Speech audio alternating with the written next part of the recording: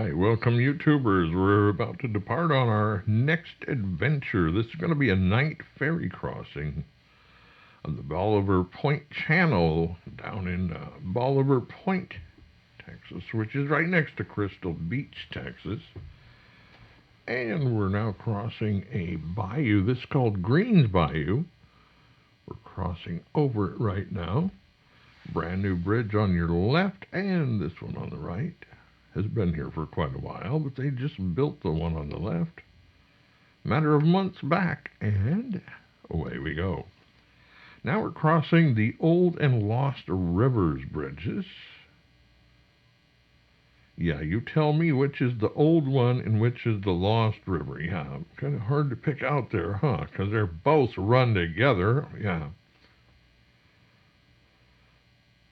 But I had a horrible experience right there during Hurricane Alicia one time. The bridge was absolutely covered with waves, about 4 feet over the roadway, smashing into my trucks. And now we're coming to the Trinity River Bridge. This is the Trinity River Bridge, which is not very far away from the Lost and Old Rivers bridges.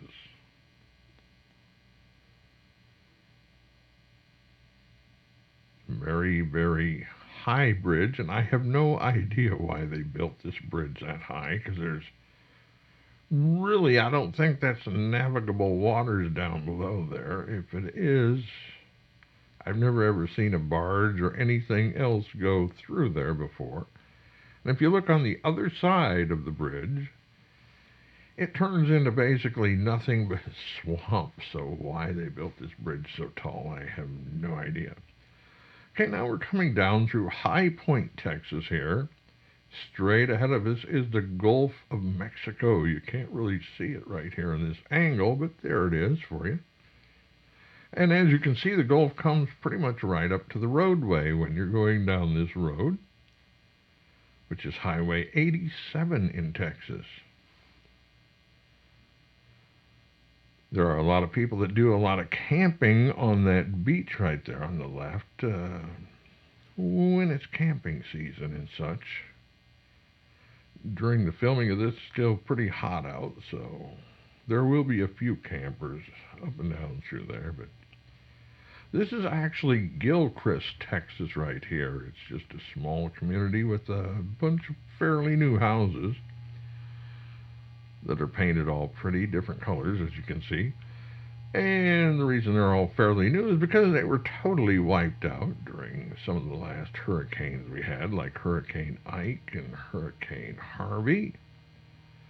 Totally wiped them out, so they built all brand new ones. Now they have real strict, what do I want to call it? Real strict things when you rebuild your house. You have to have it so many feet high, and it's got to be able to stand like a hurricane category 3, I believe, according to the insurance companies. And then you can rebuild as long as your house meets those specifications. Now we're kind of in what's called Crystal Beach, Texas. And right there is the Point Bolivar Lighthouse. It's not really used anymore, other than the people that own that land. They do put a light up in top and run it at night just for our viewing pleasure. Now what we're doing is we're coming up on the ferry boat itself. This is the Ray Stoker Jr., which is the official KADJ ferry boat. We get on this one about 95% of the time. Don't ask me why, because there's at least 6 or 8 of those things that run. But we always seem to get on the Ray Stoker Jr. most all of the time. And they're letting us on in the second to left lane. There's actually 3 lanes across on the ferries. So you get 6 lanes of cars up and down them. And right now we're just going to get out, do a little bit of exploring here.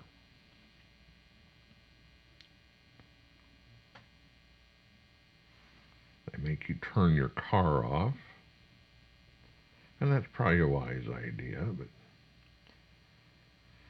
Okay, those are the big old pillars and things with the bumpers on them that guide the boat in, keep it nice and straight when it comes into land at the ports. There's actually 2 landing ports on this side. On the other side, there's a bunch more than that, but yeah, there's the Ray Stoker Jr. in all her glory for you. And we're going to pan up and let these 2 women talk here in a minute when we get to that point in our video, because I tried to get them to say KADJ rocks, and it was just hilarious because they wanted to do it so bad, but they don't understand English very well.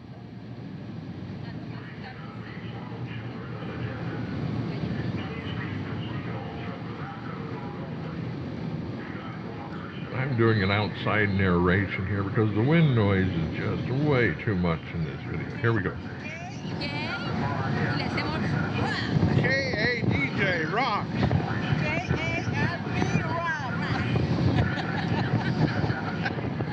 We'll give them 20 points for trying, but yeah, they tried so hard to do that, and I caught part of it on film, and they wanted to say KADJ rocks so bad, but they didn't quite understand it, so. At any rate, right now we're looking over towards Texas City, Texas. And there goes our port right there behind us in the rearview mirror. That's the Point Bolivar port right there. And there's Uncle Kent standing there looking out. And there's our seagulls. Yes, they let you feed the seagulls off the back of the boat. So notice how they all gather on the back of the boat to be fed. They know that they can't get fed on the front of the boat, but they can on the back of the boat. So they stay back there until somebody throws them a French fry or whatever. And as you can see, the sun's slowly sinking in the west over there, over the horizon. And we got a few scattered clouds over there, but nice flock of seagulls going. They ran so far away, yeah. Some people will get that, yeah. Some people are old enough to get what I just said. Okay, what we're going to do now is we're going to try and attempt to show you where we live at, basically, I think. If I zoom in here, I'm going to try and zoom into where our house is, or the general area, but you can't actually see it from here, but it's over the horizon. Horizon's like 35 miles or something like that on the water. So we're just a tad over 35 miles away. They're right in there, right behind that ship, basically, is about where we live. Only out of sight over the horizon, so.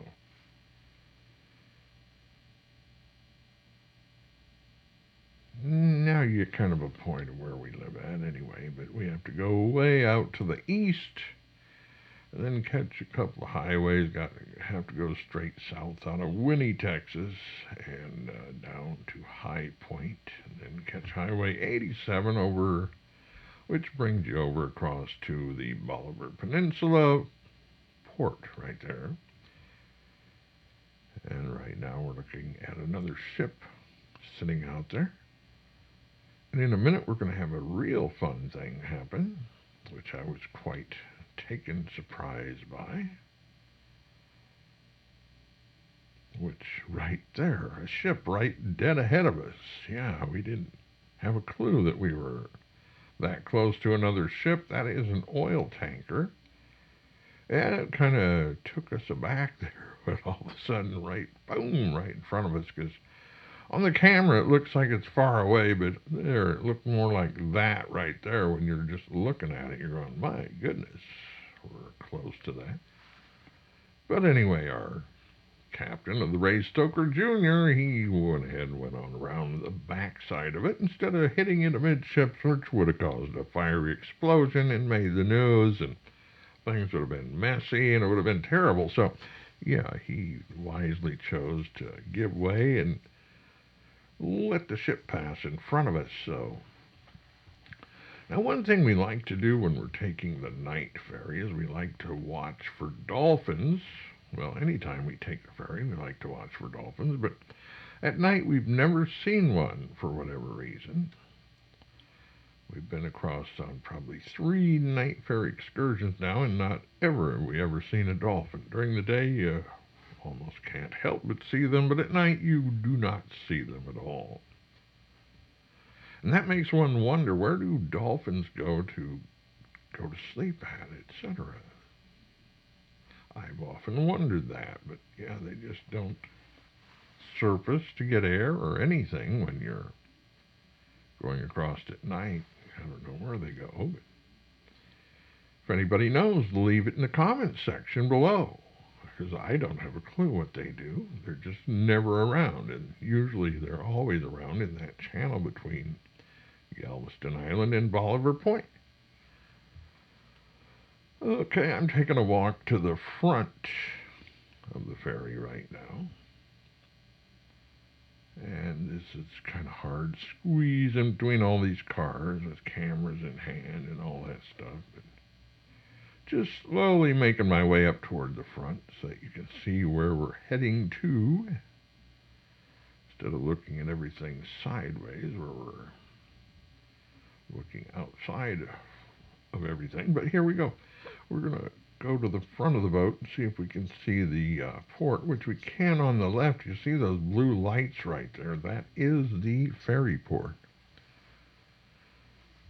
which on both ends you can really, it sticks out because all you have to do is look for the blue lights, and that's exactly where the boat's going to land at. So they kind of have a neat little system there. As long as the captains can find blue lights, then you're in business.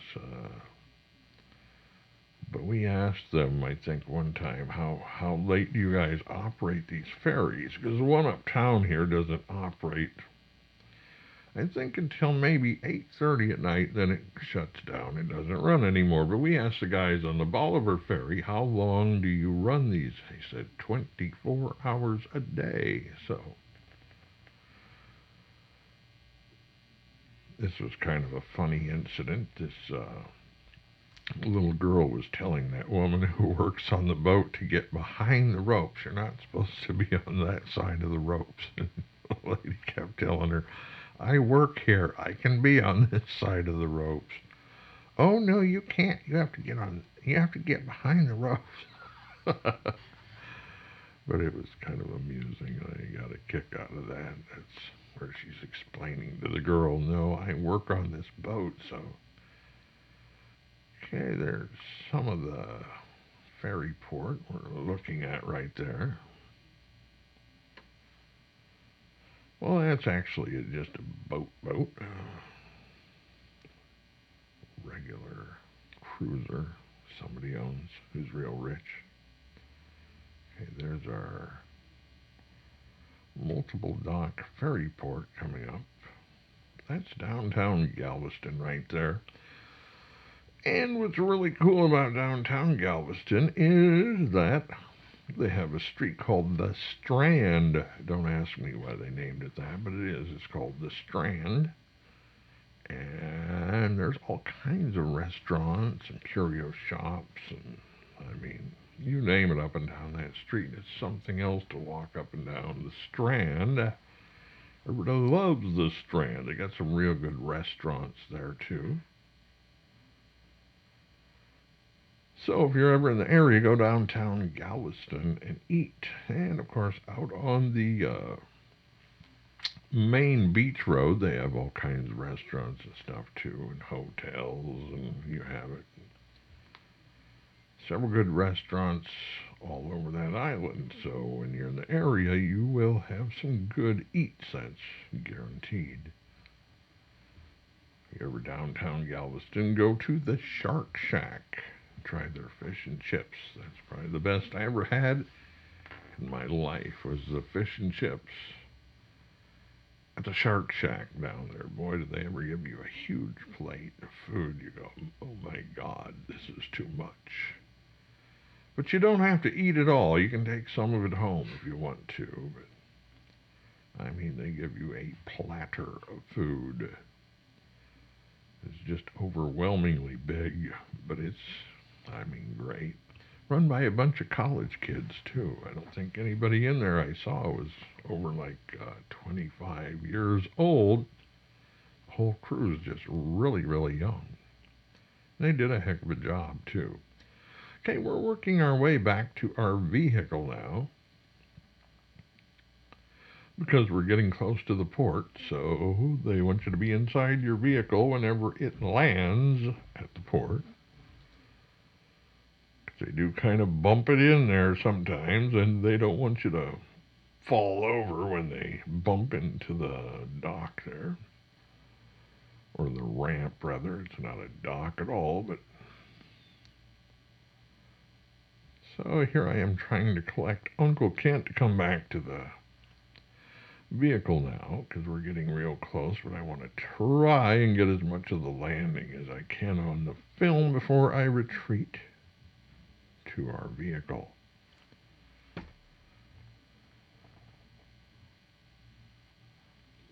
And there's some of the other ferry boats right there that are sitting there waiting. All right, we're bringing her in slowly. Ease her on in there, Captain. Take your time. We're not in a race here. You don't want to bump it in there too hard, lest I fall. But I'll be retreating to the car here in just a minute.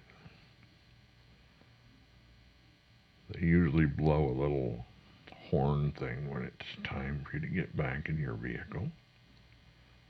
So that way you know, hey, I'm supposed to be back in my vehicle now, so I better get back in my vehicle now, yeah. The last time we went, we had a guy or a whole crew of people that refused, and now we're at a little convenience store. We've left the ferry port, and we've gone to a convenience store because Kent wanted to go in there and get something. I forgot what he wanted, but I sat and waited outside. This is only about a half a mile to the west, I think, of the ferry port. That's where it is, about a half a mile.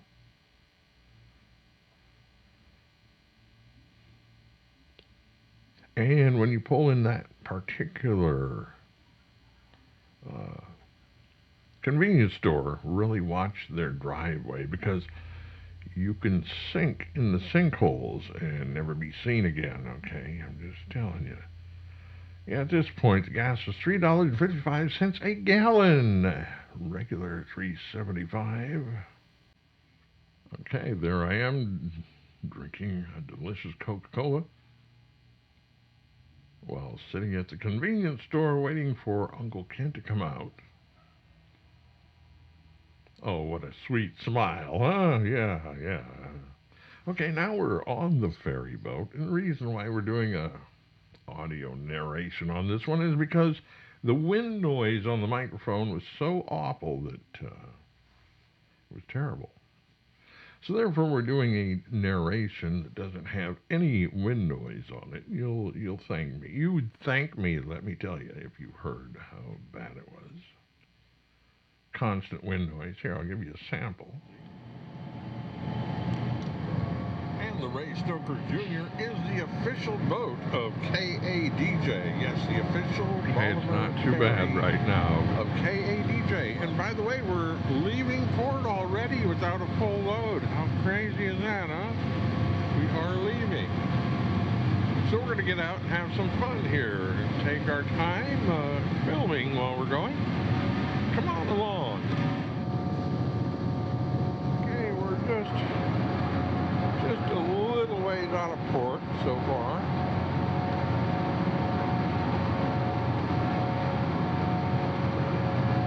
Lots of engine noise there too. The back of the ferry behind us, totally empty. This is the lightest load I've ever seen from the Ray Stoker Jr., the official KADJ. Right there is where they want to put the battleship Texas if Galveston were to get it. You can't see it hardly, but there's a destroyer, World War II destroyer sitting over there behind that light, sort of. And there's also the Seawolf submarine sitting over there. You can see the conning tower. That, maybe. Might get it zoomed in.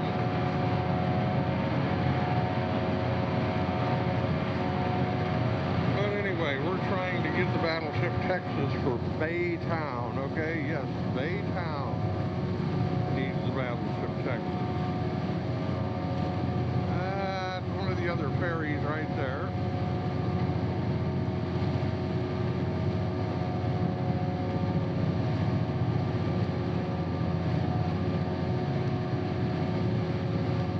And right over there, that's our destination port, right there where that blue light is. Sure wish you guys were here with us. This is nice. Nice breeze blowing. Don't have any televisions on, no commercials.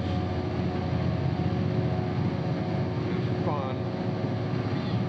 Doing our adventures. The Kent and Klark Adventure Hour on the KADJ television network.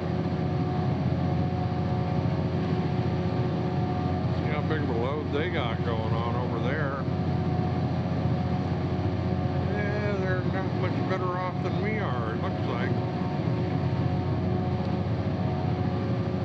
Light ferry loads tonight. Okay, let's try and zero in again about where we live in relationship to where we are.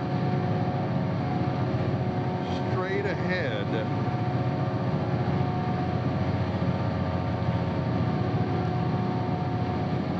don't know if you can see any red blinking towers off in the distance there, because I can't really see on this little screen. But we would be about right behind where that ferry boat is right now. Okay, yeah, that's about where we would live. Clear across the bay, though.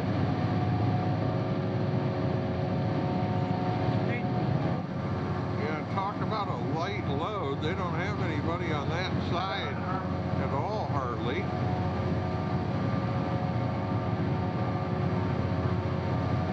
They're pretty devoid of vehicles on that thing. Something sitting up near the front, I think, but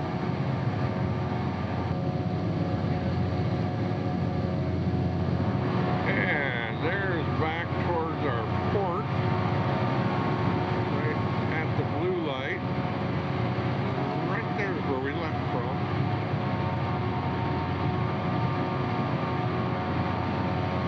Sometime you need to come on down to Galveston Island. Lots of wonderful places to eat on that island. Go to the Strand. It's their main street downtown.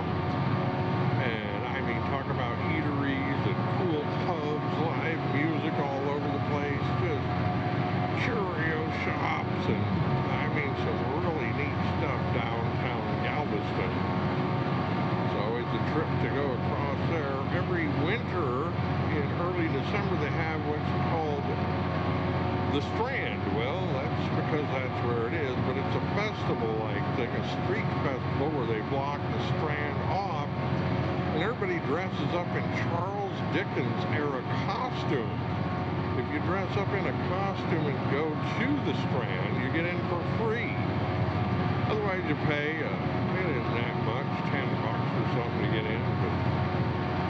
And they got all kinds of street fair food there. I mean, everything from Scottish eggs to you name it. Just every kind of a taco stand under the sun. You can have Tex-Mex, you can have bratwurst, you can have whatever you want. But it's so fun to walk up and down the Strand. I might post a few pictures along with this video as it's going, just to show you some of the activities at the Strand that go on. time. That's early December. And it's known as Dickens on the Strand, officially. It's fun. Pretty neat.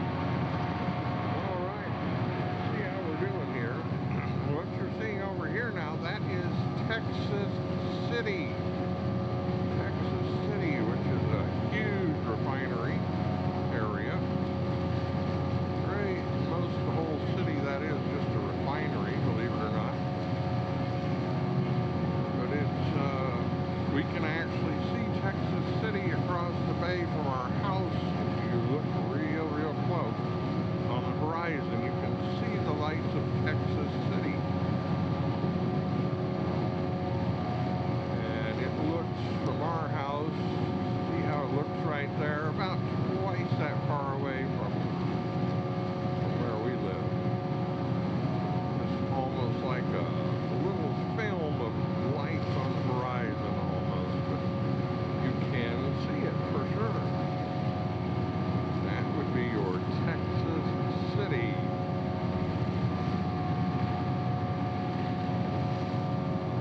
I think he's swinging her around to bring her into port here. I think. To judge by how far away from Galveston we are, and how much further we have yet to go. We got a little ways to go yet.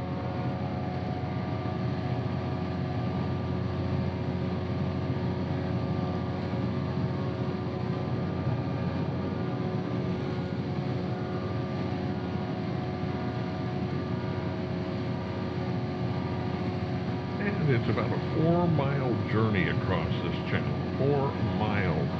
Just if you wanted to know.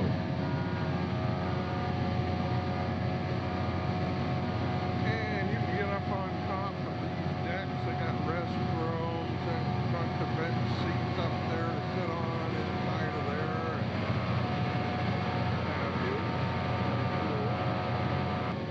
We go up top here, and as you can see, we are in fact coming into port.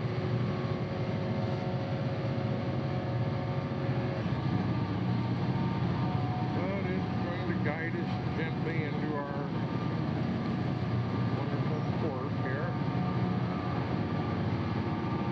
Okay, we're straightening back out now. Okay, here we go. When it hits, it kind of jars you a little bit too. Hey, we'd like to thank you for joining us on the Klark Kent Adventure Series and our trip from Bolivar Point to Galveston Island and back on the night crossing. Hey, tune into the KADJ channel for more exciting adventures with Klark and Kent. Hey, don't forget to hit that like button and subscribe, please, on the KADJ television network.